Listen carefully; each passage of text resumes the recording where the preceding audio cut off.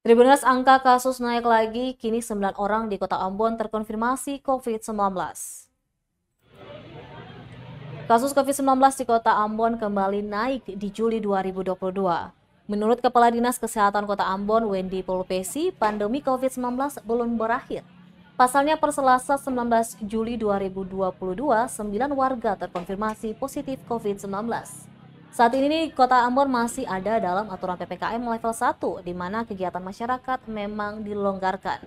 Namun menurutnya semua aktivitas harus dengan protokol kesehatan yang ketat, termasuk screening melalui aplikasi Peduli Lindungi. Sementara itu menurutnya capaian vaksinasi juga jadi salah satu cara pengendalian penyebaran COVID-19. Namun presentasi vaksin booster atau dosis ketiga di Ambon masih sangat rendah, yakni 18%.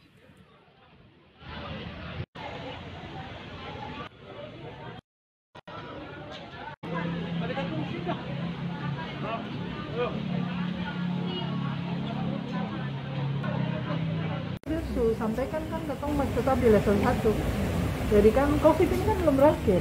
Ya. Jadi ketong masih tetap di level 1 dengan pemberlakuan yang memang sementara ada di level 1 seperti itu.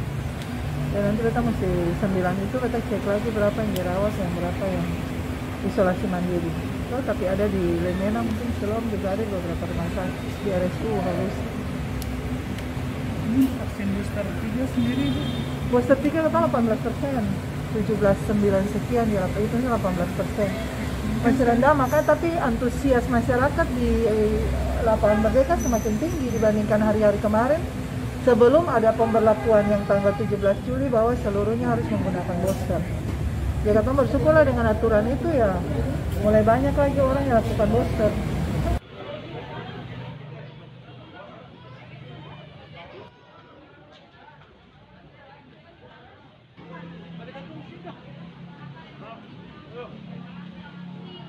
Terima kasih sudah nonton. Jangan lupa like, subscribe, dan share ya.